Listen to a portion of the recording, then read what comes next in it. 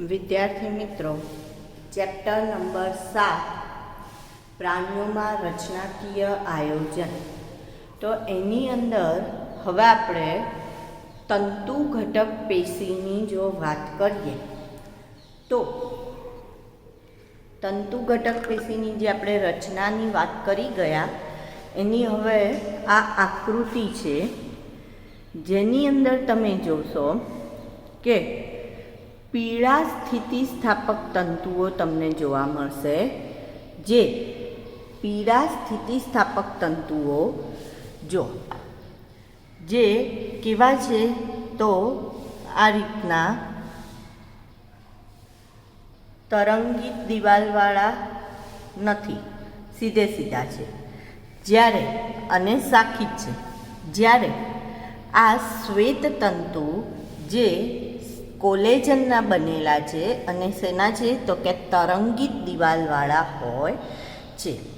પછી અનિયમિત આકારનો તંતુકોષ તમને જોવા મળશે, ભક્ષક કોષ જોવા મળશે જેને બૃહદ કોષ તરીકે પણ આપણે ઓળખીએ છીએ, અને માસ્ટ કોષ પણ એની અંદર આપણને જોવા મળે છે. માસ્ટ કોષ, બરાબર. તો આ તંતુ ઘટક પેશીની રચના. કઈ પેશી છે? તંતુ ઘટક પેશી પહેલી, બરાબર. ત્યાર પછી આ કાસ્થીની રચના જોઈએ આપણે. તંતુ ઘટક પછી કાસ્થી. તો જો કાસ્થીમાં મેં તમને કહું કે કાસ્થી જે છે એ બંધ ગુહાઓમાં હોય છે. તો અહીંયા તમે જો આ રીતના બંધ ગુહામાં, ને આ આધારક દ્રવ્ય છે, આ બધું આધારક દ્રવ્ય છે. અને આધારક દ્રવ્યમાં કોષ આવી રીતના આ કોષ જે છે જેને કાસ્થી કોષ અથવા આપણે કોન્ડ્રોબ્લાસ્ટ તરીકે પણ ઓળખીએ, એ નાની ગુહાઓમાં આ રીતના આપણને જોવા મળશે, બરાબર. 2, 4 એવા સમૂહોમાં પણ હોય છે. ત્યાર પછી આવશે રુધિર. તો રુધિરની અંદર આપણે જોઈએ તો રુધિરમાં તમે જોશો કે રક્તકણ જે દ્વિઅંતર્ગોળ આકારના આપણને જોવા મળે છે, શ્વેતકણ, અને વચ્ચે વચ્ચે ત્રાક કણ આ રીતના જોવા મળશે. હવે આપણે જે વાત કરવાની હતી કે શ્વેતકણ એના પ્રકારની આપણે વાત કરીશું. શ્વેતકણના પ્રકાર. તો શ્વેતકણમાં જે કોષ રસ હોય છે, શ્વેતકણ, એ કોષ રસ કણિકાયુક્ત હોય, દાણાદાર હોય, તો એને કણિકાયુક્ત કહેવાય. અને જો દાણાદાર ન હોય તો એને કણિકાવિહીન કોષરસ તરીકે ઓળખાય છે. જે કોષરસ છે એ દાણાદાર હોય તો કણિકાયુક્ત કોષરસ, અને જો કણિકા ન હોય તો કણિકાવિહીન કોષરસ તરીકે ઓળખાય, બરાબર. હવે આ જે કણિકાયુક્ત છે એમાં જે પણ કોષ કેન્દ્ર છે, જો શ્વેતકણ કોષ કેન્દ્ર ધરાવે, રક્તકણ કોષ કેન્દ્ર ધરાવતું નથી. તો જે શ્વેતકણનું કોષ કેન્દ્ર છે એના જે કોષ કેન્દ્રમાં આકાર જુદો જુદો હોય એના આધારે અને એના પ્રમાણના આધારે જુદા જુદા નામ પડે છે. એના જુદા જુદા નામ પડશે. તો સૌથી પહેલાં આપણે જોઈએ અમ્લરાગી કણ. એનું જે એને જ્યારે અભિરંજિત કરીએ ત્યારે એ એસિડિક અભિરંજક લે તો એને અમ્લરાગી કણ કહેવાય, અથવા તો એને એસિડોફિલ્સ કહેવાય. એસિડોફિલ્સ. જો બેઝિક અભિરંજક લેતા હોય અને અભિરંજિત થાય તો અલ્કલ રાગી કણ. અલ્કલ રાગી કણ અથવા તો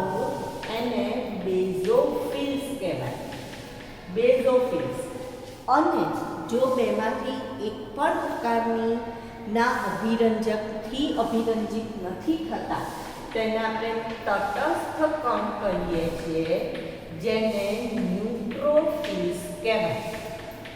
જેને શું કહીશું? ન્યુટ્રોફિલ્સ. હવે જે અમ્લરાગી કણ છે એસિડોફિલ્સ, એનું કોષ કેન્દ્ર દ્વિખંડી હોય છે. કોષ કેન્દ્ર કેવું છે? તો કે દ્વિખંડી. કેટલા ખંડવાળું છે? 2 ખંડવાળું હોય છે. એટલે જો એની આકૃતિ જોઈએ તો આપણને આ રીતનું દેખાય કોષ કેન્દ્ર. તો આ કેટલા ખંડ થઈ ગયા? 1 અને 2 ખંડ થઈ ગયા. તો માટે એને શું કહેવામાં આવે છે? દ્વિખંડી કહેવાય. અલ્કલ રાગી જે છે એમાં 2 થી 3 જેટલા ખંડ હોય છે. કેટલા? 2 થી 3 ખંડ. અને તટસ્થમાં 3 થી 7 જેટલા ખંડવાળું હોય છે કોષ કેન્દ્ર. હવે જો એનું પ્રમાણ જોઈએ તો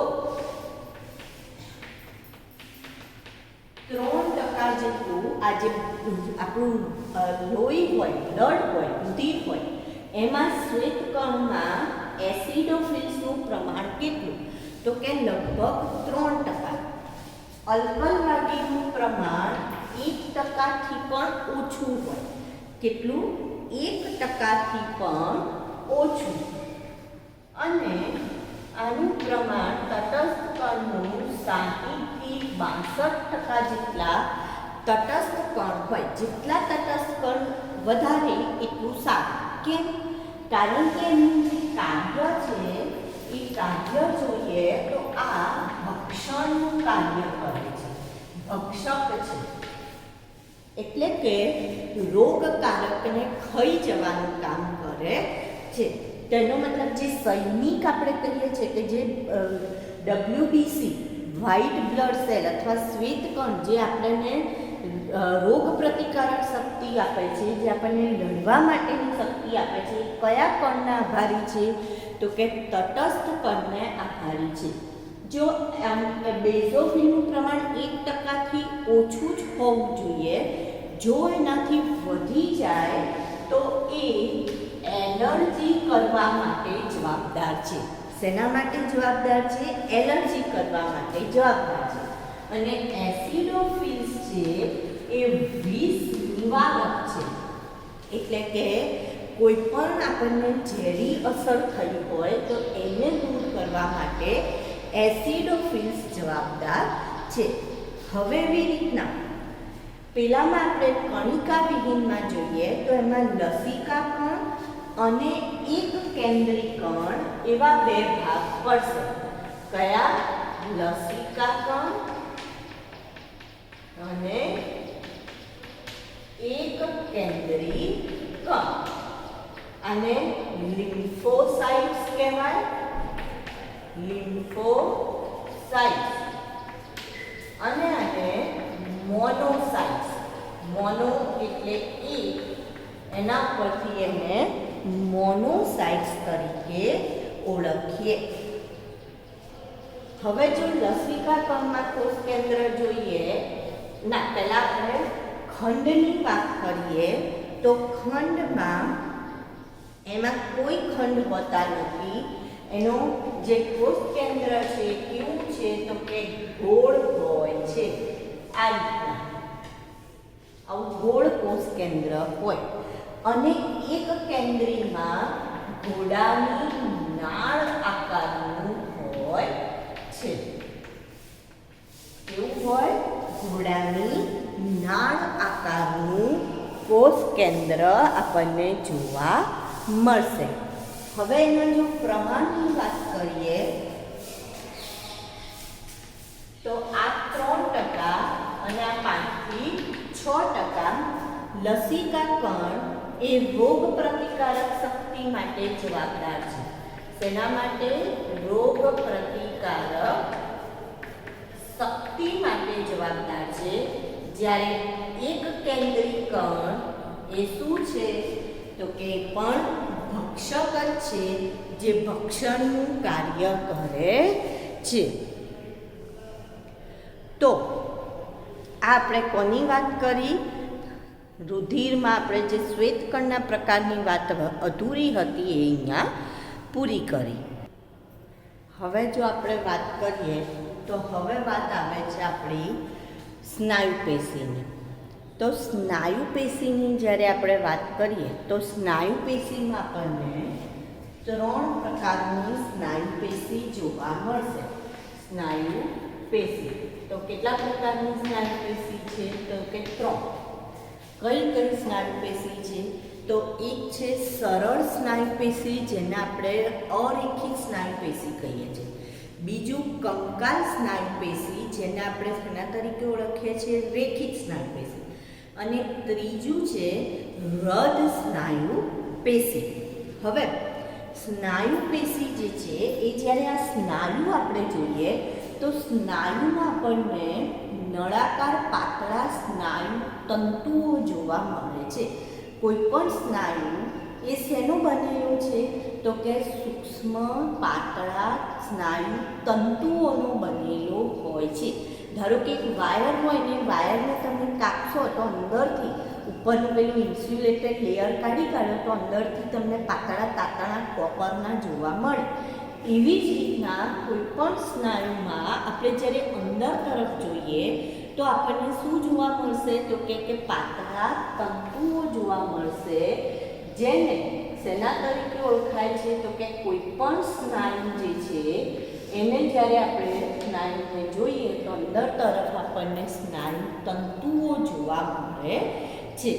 હવે જો આ સ્નાયુ તંતુની રચના જોઈએ, આ જે સ્નાયુ તંતુ છે એની આજુબાજુ જે પડ હોય એને સ્નાયુ તંતુ પડ કહેવાય, અથવા સ્નાયુ તંતુ કોષ રસ પટલ જે આપણે કહીએ છીએ, એવી રીતના સ્નાયુ તંતુ પડ તરીકે આપણે એને ઓળખીએ છીએ. એની અંદર જઈએ તો એની અંદર કોષ રસ હોય, જેને સ્નાયુ રસ કહેવાય. જે કોષ રસ છે એને શું કહીએ છીએ? આપણે સ્નાયુ રસ તરીકે ઓળખીએ છીએ. હવે આ જે સ્નાયુ તંતુ છે એની રચનામાં જ્યારે જે સ્નાયુ તંતુની રચનામાં આપણને અહીંયા જ આકૃતિ દોરેલી છે તો એની અંદર જ જોઈએ ઘેરા ઝાંખા બિંબ જોવા મળે. અહીંયા તમે જોશો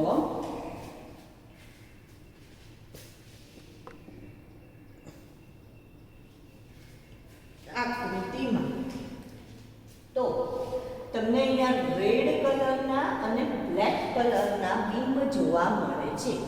એવી જ રીતના અહીંયા જોઈએ તો આ ઘેરું બિંબ અને આ ઝાંખું બિંબ જોવા મળશે. તો જ્યારે આવા ઘેરા ઝાંખા બિંબ જોવા મળે તો એને રેખિત સ્નાયુ પેશી તરીકે ઓળખવામાં આવે છે. તો આપણે પહેલા લઈએ રેખિત સ્નાયુ પેશી. રેખિત સ્નાયુ પેશી. જો રેખિત સ્નાયુ પેશીનું બીજું નામ છે કંકાલ સ્નાયુ પેશી અથવા ઐચ્છિક સ્નાયુ પેશી. કંકાલ સ્નાયુ પેશી અથવા ઐચ્છિક, જે પોતાની ઈચ્છા અનુસાર કાર્ય કરતી હોય. જેમ કે આપણા ઉપાંગોની અંદર અગ્ર ઉપાંગ, પશ્ચ ઉપાંગ એટલે હાથ અને પગમાં રેખિત સ્નાયુ આવેલા હોય છે. તો એ આપણી ઈચ્છા અનુસાર કાર્ય કરે છે. તો રેખિત સ્નાયુ પેશી એનું અન્ય નામ શું છે? તો કે કંકાલ સ્નાયુ પેશી અથવા ઐચ્છિક સ્નાયુ પેશી. જેનું સ્થાન જોઈએ તો ક્યાં જોવા મળશે આપણને? તો આપણે કહીશું ઉપાંગોમાં. અગ્ર ઉપાંગ, પશ્ચ ઉપાંગ એવા ઉપાંગોમાં આપણને જોવા મળશે. હવે એની રચના જોઈએ તો રચનામાં એવું કહે છે કે સ્નાયુ તંતુ. રચનામાં જોઈએ તો રચનામાં સ્નાયુ તંતુ જે છે એ સ્નાયુ તંતુ ઘેરા અને ઝાંખા બિંબનું બનેલું છે. કેવા બિંબનું બનેલું છે? ઘેરા અને ઝાંખા બિંબનું બનેલું. જો તમે આકૃતિ દોરો ને તો તમારા આ રીતના આકૃતિ દોરવાની.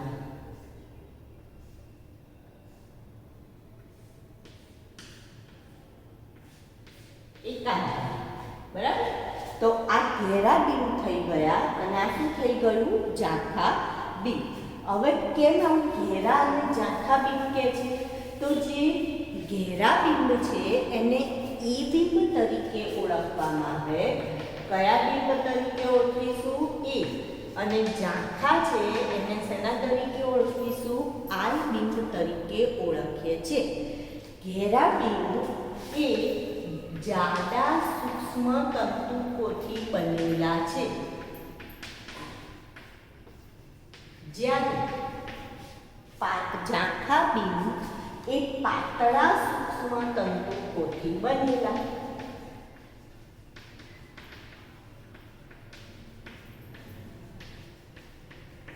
હવે આમાં જાડા સૂક્ષ્મ તંતુ એટલે કયા? તો કે માયોસિન. કયા? માયોસિનના બનેલા. અને અહીંયા જોઈએ તો એ એક્ટિન, ટ્રોપોનિન,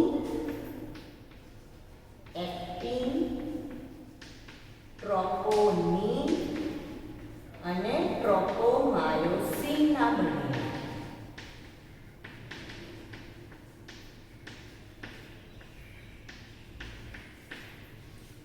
આ ખાલી માયોસિનના બનેલા. પેલા એક્ટિન, ટ્રોપોનિન અને ટ્રોપોમાયોસિનના બનેલા છે.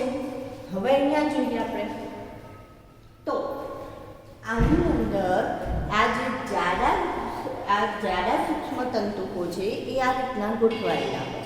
બરાબર. અને એની વચ્ચે પાતળા સૂક્ષ્મ તંતુકો ગોઠવાયેલા હોય. તો બેનું એકબીજા ઉપર આચ્છાદન થયેલું હોય.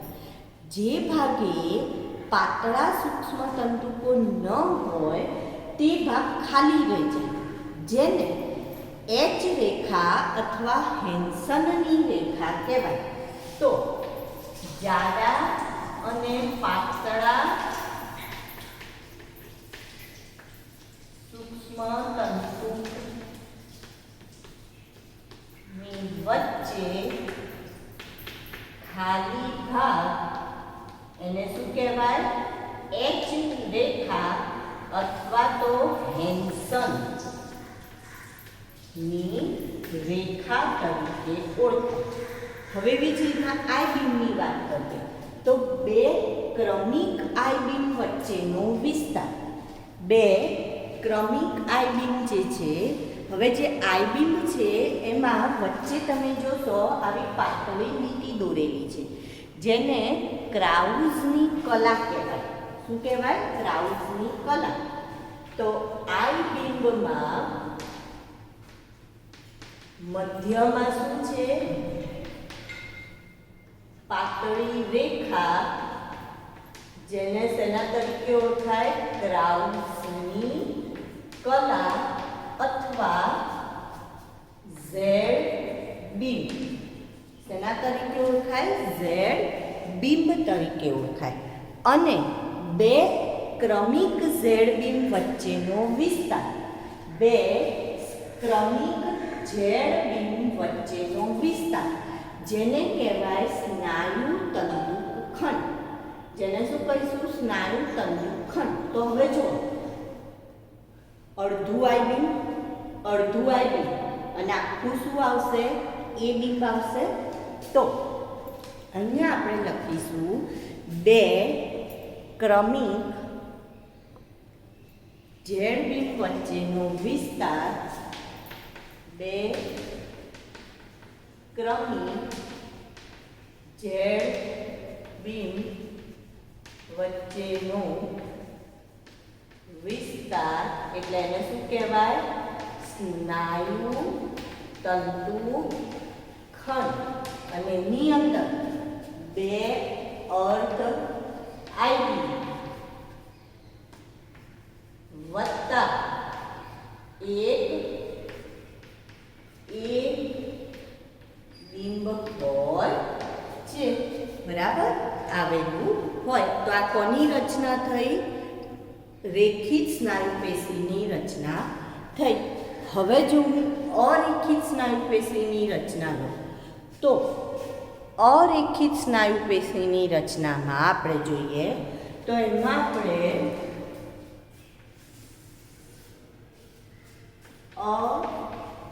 અરેખિત સ્નાયુ પેશી, તો એની અંદર આવા કોઈ જ એનું બીજું નામ શું છે? સરળ સ્નાયુ પેશી અથવા તો એને અનૈચ્છિક સ્નાયુ પેશી તરીકે પણ ઓળખી શકાય. આની અંદર આપણે પહેલા એનું શું લઈશું? સ્થાન લઈશું. તો સ્થાનમાં આપણે જોઈએ આંખની જે આપણી કીકી છે, એટલે કે આંખના ડોળાનો ભાગ છે, કીકીનો ભાગ ત્યાં જોવા મળશે અને પાચન માર્ગમાં જોવા મળશે. હવે એની રચનાની વાત કરીએ તો આમાં કોઈ આવા ઘેરા ઝાંખા બિંબ છે નહીં. કોષો કેવા આકારના છે? તો કે કોષો ત્રાક આકારના હોય છે. ત્રાક આકાર. ત્રાક આકારનો મતલબ શું? કે બંને છેડા સાંકડા અને વચ્ચેથી કેવા? તો કે પહોળા હોય છે. તો કોષો કેવા છે? ત્રાક આકાર અને કોષ કેન્દ્રની ફરતે કણિકામય કોષરસ, કોષ કેન્દ્રની ફરતે કણિકામય કોષરસ. કોઈ ઘેરા ઝાંખા બિંબ છે નહીં. ઘેરા ઝાંખા બિંબ ગેરહાજર. આમાં આવા કોઈ બિંબ હોતા નથી. તો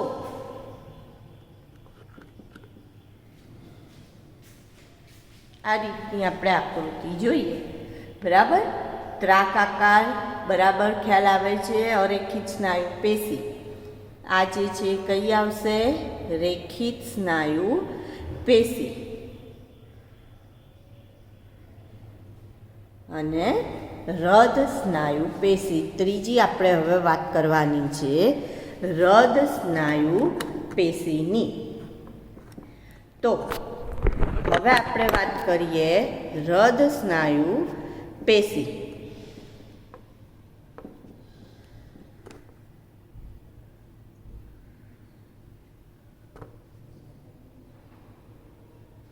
હૃદ સ્નાયુ પેશીની જો વાત કરીએ તો હૃદ સ્નાયુ પેશી ક્યાં આવેલી હોય?